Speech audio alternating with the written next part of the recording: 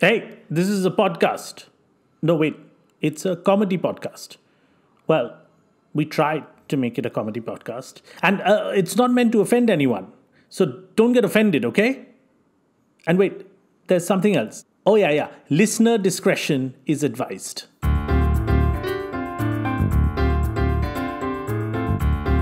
Audiomatic presents Our Last Week.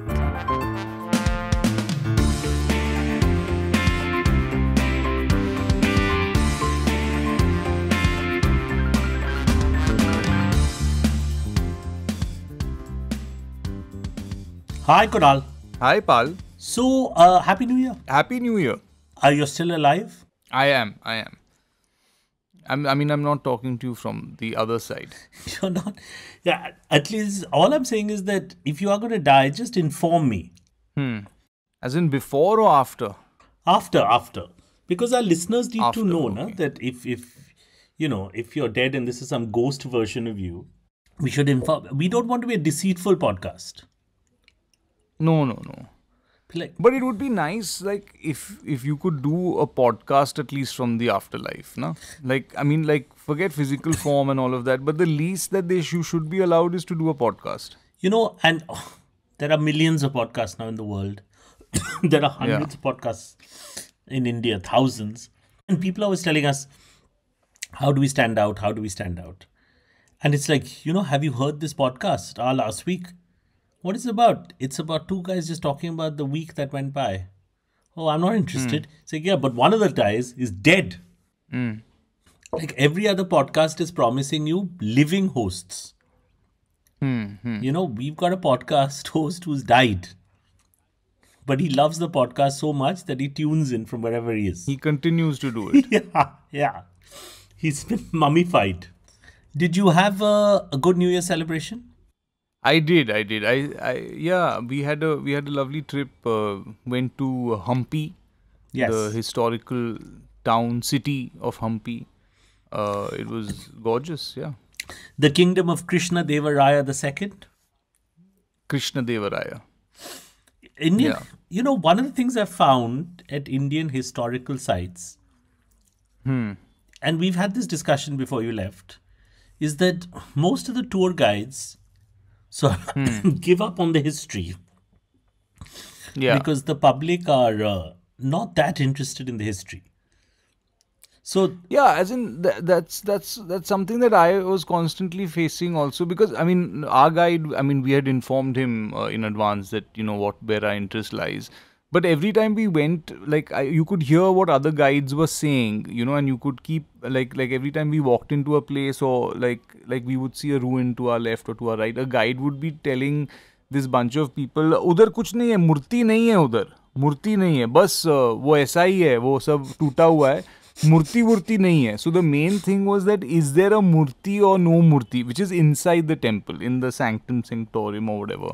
If there's a murti on the inside, then it was worth going to. Otherwise, what are you going to see over there? There's just a ruin. There's nothing else to see, really. do you see when Indians travel, the first thing, if you go to a town and they say, Acha, Chandipur mein dekhne ka kya hai, and the people will always say, there's this mandir, please go to this mandir. But you might be driving past like a 11th century ruined fort, the site of the greatest battle between the Peshwas and the British. No one will point any of that out.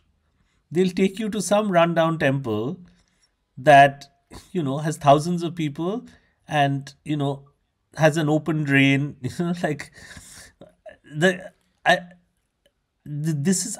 don't get it. That is why I think. Well, I guess that's the I guess people here are more interested in the populated places where there is so-called, where it's alive and buzzing. It's the same with a nightclub, right? Like you wouldn't go to a place that's dead and drab and there's no one here, and there's just some ruins. But if it was like it's a happening place, it's a place where people congregate. It's like there are shops, there are vendors, there's food happening, there are monkeys, there's tourists, there's people who are worshipping. It's that hustle and bustle, so people think, this place is alive, must be this is something. a happening place, this is something, so people are coming from all over. This is one of the oldest temples. So whichever town you go to, it just so happens that those are the most visited places because of that, right? But as soon as like there is no statue there, or it's an empty temple, or it's a ruin, or like the murti has been desecrated and now it's no longer worshipped, people stop going there and they just look at it as like it's a museum. Then then it becomes like going to a museum anywhere in the world, where I mean, there are people who are of course interested, but then it's not alive with the current. It's not alive with the present in that sense. So yeah. But also, like, they don't give you the history of the temple itself. Like when you go to a temple, they're like, Acha, what is the history of this place? He's like, Arey sir, forget the history. But let me tell you what I'll happened. tell you the mythology. Yeah. Remember the 3 arrows that Shiva had? Yeah. One of them, turned into a flower, which then turned into a little boy. That little boy, when he opened his mouth, only light came out. And that's the light that keeps this temple lit in the afternoons. I was like, Arey, but tell me, just give me basic information. Who built this? What year? Like, can you just give me some basic scientific information? Like just some rational information. They got no rational information.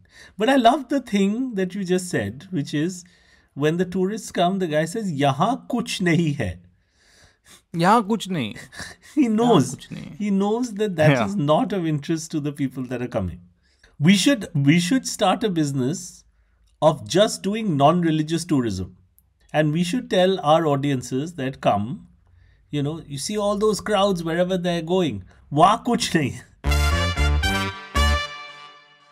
Kunaal. Yes. There's a conundrum that I don't really want to go into, but I think we have to. There is a man who a couple of months ago flew business class on an Air India flight, and he urinated in business class in front of a lady passenger. Yeah, I read about this, Yeah. And I mean, he relieved himself and then stood there exposing his sort of private parts.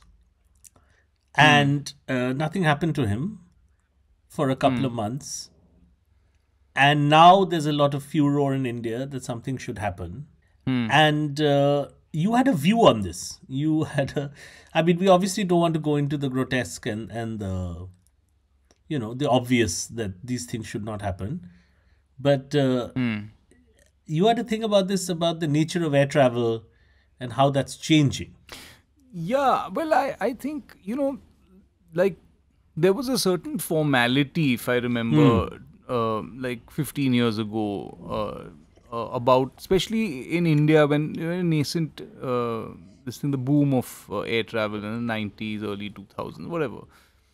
And traveling business class or traveling, like this happened on a business class flight, and people would almost dress up to be on a plane. It was luxury. It was sophisticated. It was luxury. It was a luxury. It was sophisticated. There was a certain, you'd wear shoes. Now when you travel, generally, you see men are wearing pajamas, track pants, shorts. I travel in shorts and chappals, no matter, where I'm going. I just want to be comfortable. So there's now, everything has become a lot easier, a lot more, like you just want to be comfortable on the flight. And fair enough, women are in their night suits and pajamas and track suits, and it's all good, it's fine. But it's easing up. And I think that as more and more of, as the reach of airlines increases, to include more people who can now start affording to travel, the truer India will start creeping into airlines. I mean, although I do think that this particular person was probably a rich, entitled person, but I just feel that as we see more, like the opening up of the airlines, we'll see them becoming closer and closer to our railways. Indian railways, yeah. Indian railways. Yeah. I think that on Indian railways, there's a certain, comfort. Lives are lived in those compartments. It's not just travel. It's It's you're eating, you're exercising, someone's throwing up. You very often you walk into a compartment that smells of urine, that Yeah. smells of drugs. Someone could be making out in the night. There's theft. I mean, it's very much a part of or it smells of flowers, or it could smell Flowers, of it could smell dhoop, anything, or agarbattis. fire. Yeah, Like anything. the compartment could be on fire. Like that's also possible. Or someone's cooking, or someone's brushing their teeth.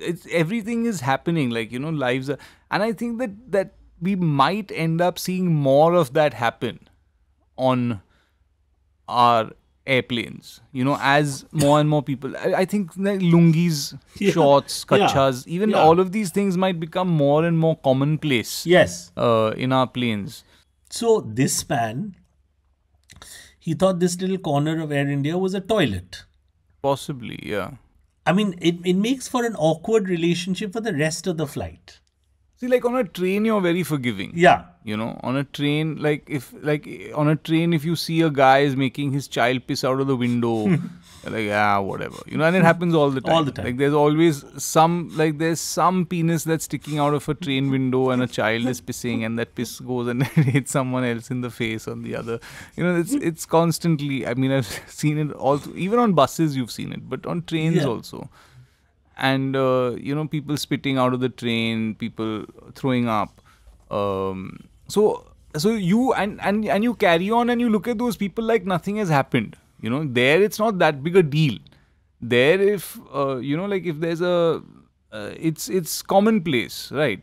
But here on a plane, the pissing, but he also happened to piss on a person, which is very different. I mean, I think it would have been a problem on a train as well.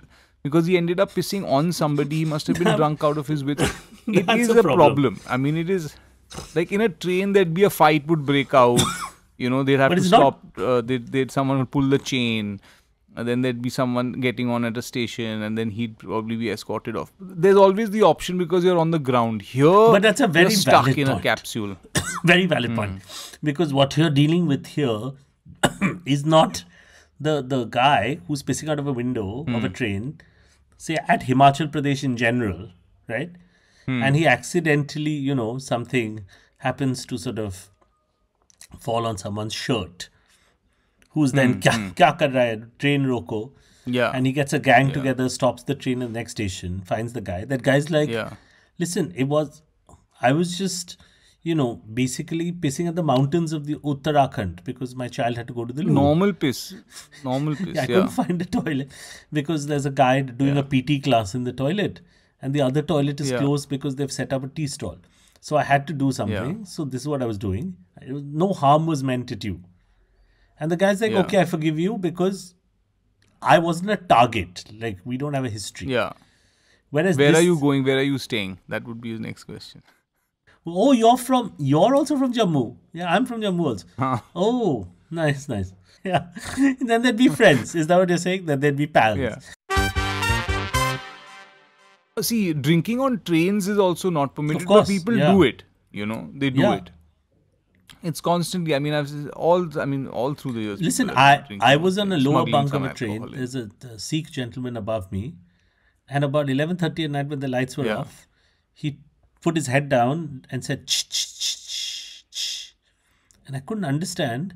I thought, I don't know what he was going to do to me. I opened my eyes and I saw a small bottle of Red Label being passed down to me. But we hadn't spoken at all. We were not friends. We had not communicated. No. He just wanted you on his side, and someone came around. And the Red Label was an icebreaker. It was a communicator. It was everything.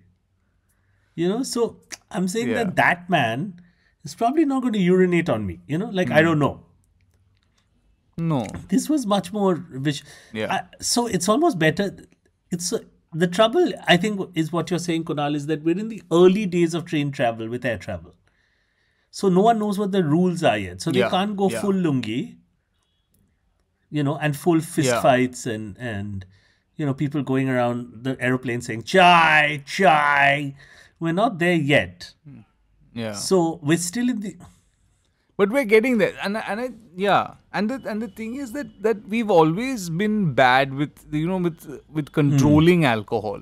You know, like, And I think that yeah, if you give Indian men booze, I mean, Indian men are generally yeah, quite, of a certain age are problematic anyway. But if you give them booze, they have that conversation. You see what I can do with yeah, themselves. Like yeah, the threat that Indian men give other people. You see what I can do. It with alcohol, that conversation they have with themselves. yeah. You see what I can do, Ramesh. But you're To Ramesh. you, Huh? alcohol. Yeah, Yeah, I'll show you booze. I'll show you. yeah.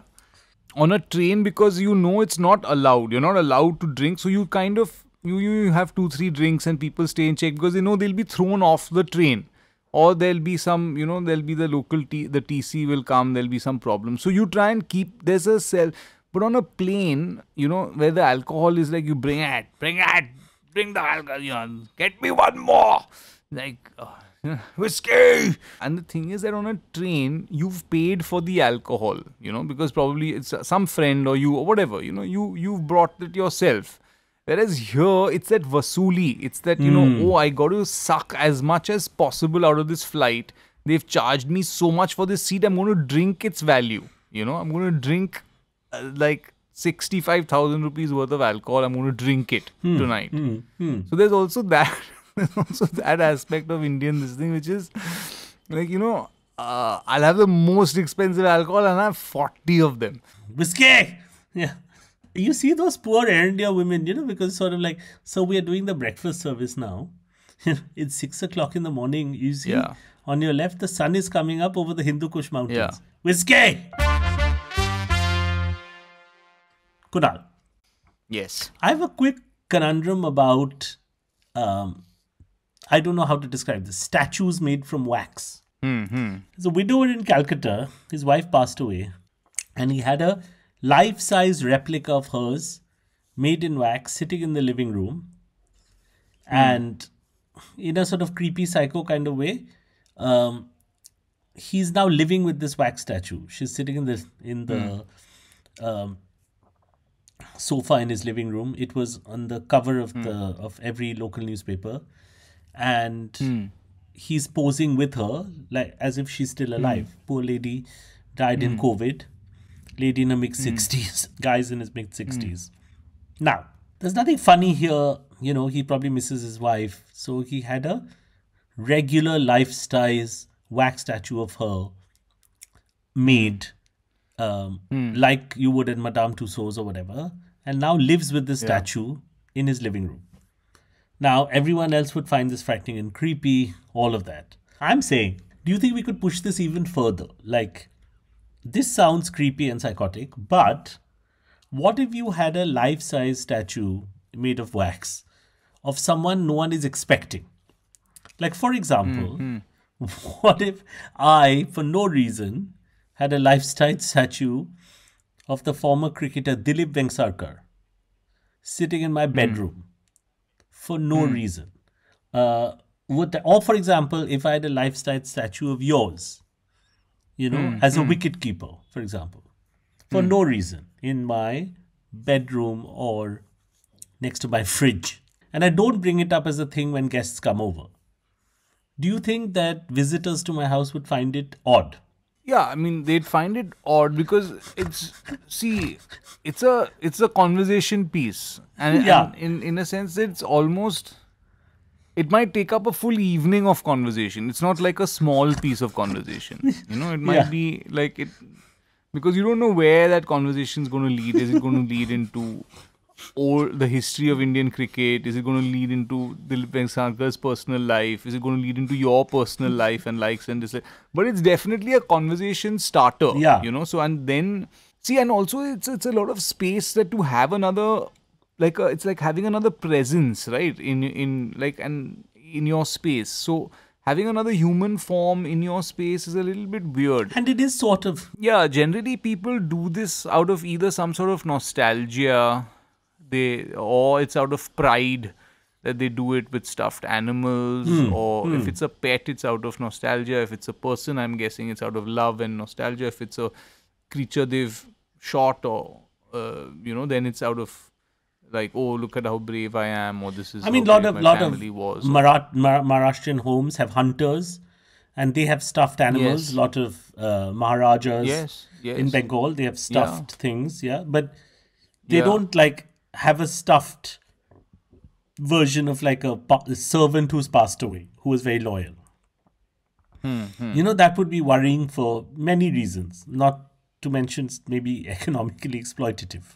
I guess my larger question is, why don't we do more stuffing? I think the motivation behind it has to be very clear. Like with the Egyptians, it was very clear. It was for, it was for the afterlife. It was Yeah. being preserved for, okay, because you're going to go into that, and everything has to be preserved. Or if you come back or something. So they had some theories about that. Or if you're going into another realm, then you need to take all your things with you. Or they had removed all the organs and they had them separately embalmed or whatever. There Yes, was all sorts yes. of. But they had a very clear theory about why they were doing it. It wasn't out of nostalgia that they were doing it. It was out of reverence, or out of trying to preserve this godly sort of figure. Say, I'm with my partner, and we in our bedroom, there's not much stuff. There's furniture, books, and a regular, like not you from Delhi Belly, you now embalmed, full embalmed version of you with a drink in your hand in our bedroom. How would you feel about that? I wouldn't mind myself, like if someone wanted me embalmed in their house. If I push it even further, could I do it while you're Yeah. still alive? What do you think of that? See, that is any dinner with you, pal, like, where I'm just quiet and sitting there. It's like It's a it's stuffed like I'm version of embalmed you. only, because I mean very difficult to get a word in. So I just sit there like an embalmed version of myself. So I don't think what the difference would be really. Yeah, correct. It's already happened. Yeah. You are that wife who died a long Yeah. time ago. Yeah, correct. Kunaal, Yes. sticking to death, I have a very quick conundrum. Mm-hmm. So I went to the bank with my mum, Yeah. and my mum wanted me to have some usernames and passwords for her accounts in case of an emergency. She began the conversation with the bank manager or relationship manager, Yeah. who was usually these little boys and girls, worked at these banks. When I say little boys and girls, 20s, younger than us. And she began the chat with, this is my son. See, I'm going to die, right?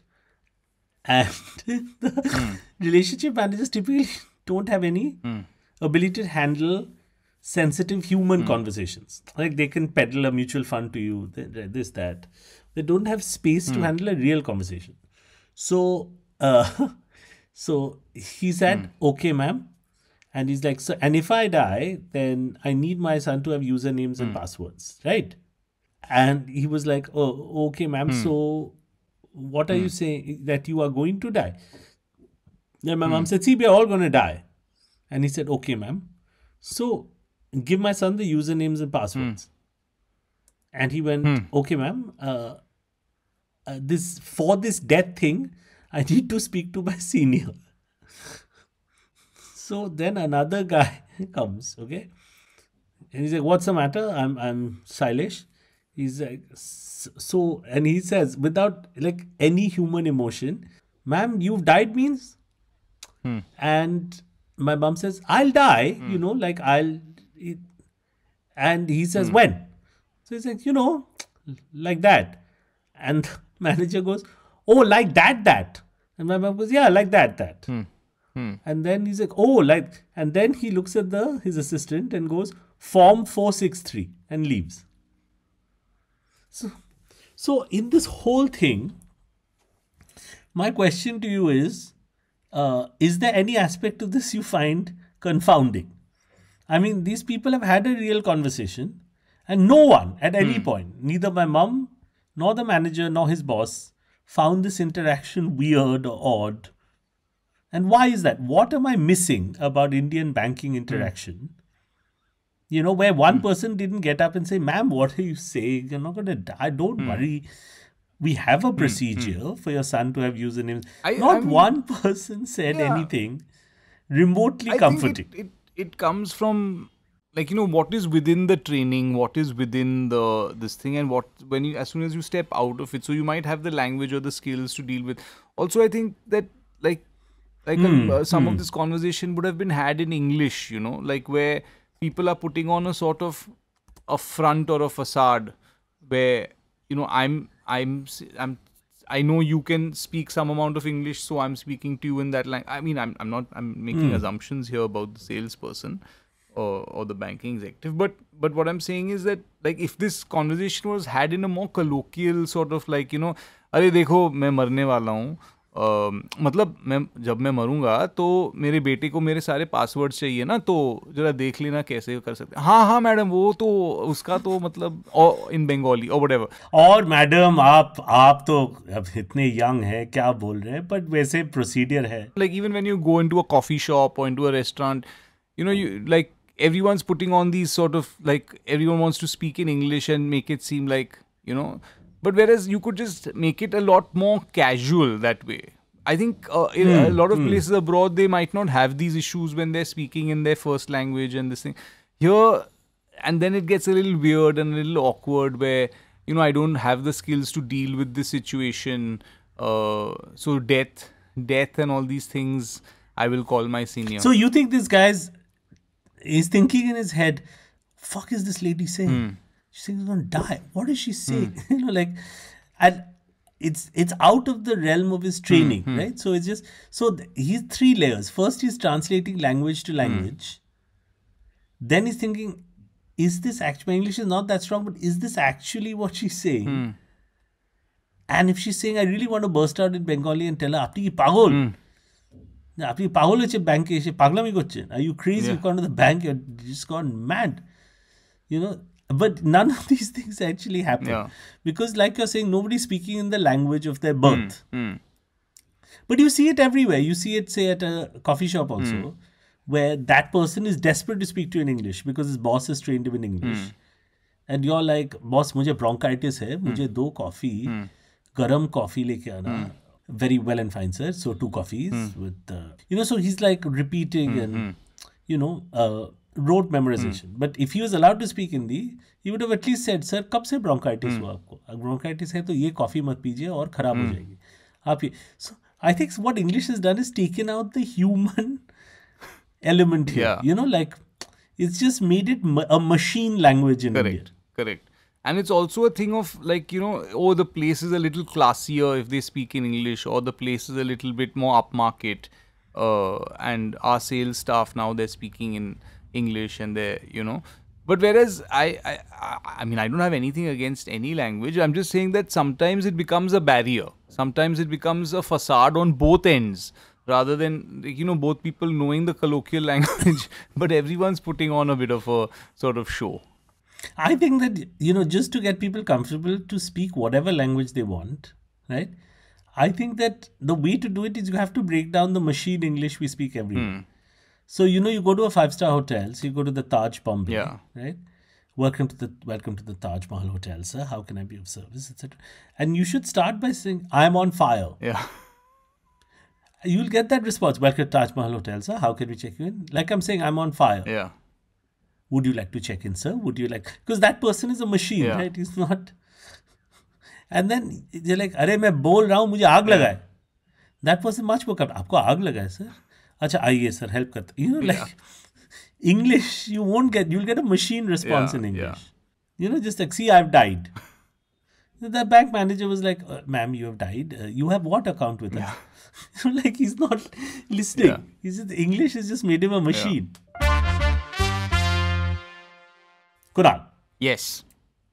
Very last conundrum. We don't have to answer it. I'm going to throw it out there. We'll discuss it next week. Okay.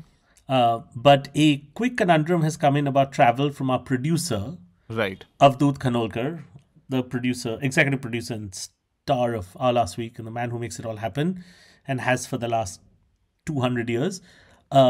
He's older than Humpy. He has a conundrum. His family wants to go on holiday to Europe. His conundrum is every time he goes to Europe, he loves it there because he likes walking. He likes open spaces, he likes greenery, he likes bookshops. And he comes back and he gets depressed because he can't walk in Bombay, a lot of construction, this, that, and the other. And he's saying, should he go to a worse place on holiday rather than a beautiful place so he won't be depressed when he comes back? Now, we'll get into it in a big way next week and answer his conundrum. But my question to you before we depart is, if you want to go on a depressing holiday, where would you go? Well, a depressing holiday. See, that's what I'm saying. That it has to be considerably worse than here. So it's very difficult to find places. But you had suggested somewhere, one option could be somewhere where your life is in threat. Well, I think if it's a war zone, or if it's very polluted, or if it's you fear for your life. It could be like the fear of being mugged, the fear of things being stolen, or just I think maybe one of those, or like a communist, like a dictatorial North Korea. Yeah, you're stuck in a coup. Yeah, you're stuck in a coup somewhere. No planes are flying out. Yeah. I guess those would be some bad places. Ukraine, war zone. But even there's probably a nice stretch of road to walk on, so. Yeah. Like while I was in Hampi, and it was a ruin, like the city existed about 600 years ago. And even there where there was nothing. The castles are all burnt down. You're basically standing on stone plinths and some temples and tanks. And even that was better than most of Bombay. That was stunning. Yeah. I mean, what does it say about modern India? That I would much rather prefer to live in Mohenjo-daro and Harappa. And not even at the time of Mohenjo-daro and Harappa's existence. In its current state. Now, there's no drainage. There's no electricity. Right? Yeah. And I'm very happy. I could easily live inside Fatehpur Sikri. No problem at all. Yeah. I could live in Chittor Fort. Yeah. These are stunning, stunning places. I could live in any of the forts in Maharashtra. I could live in a Maharashtra I'd have fort. beautiful windows. Yeah. I'll find my own water. I mean, I'd live anywhere in India before 1999. Anyway. Yeah. So we'll try and solve this conundrum for Avdut next week, and we'll figure out what is the best route. Yeah.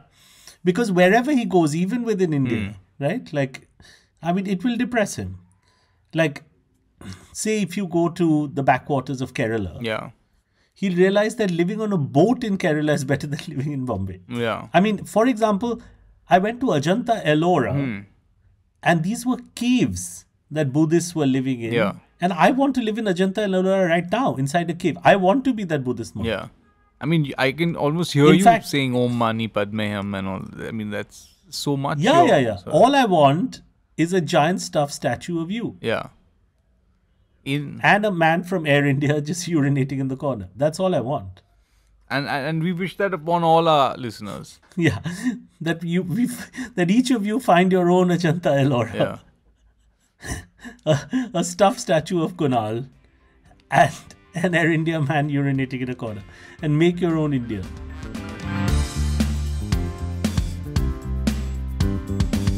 Have a great year. Happy New Year. Bye.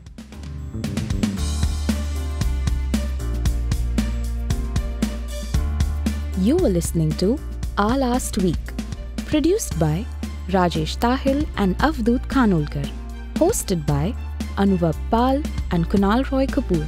Assistant producers Akansha Kadam and Rahul Vaswani.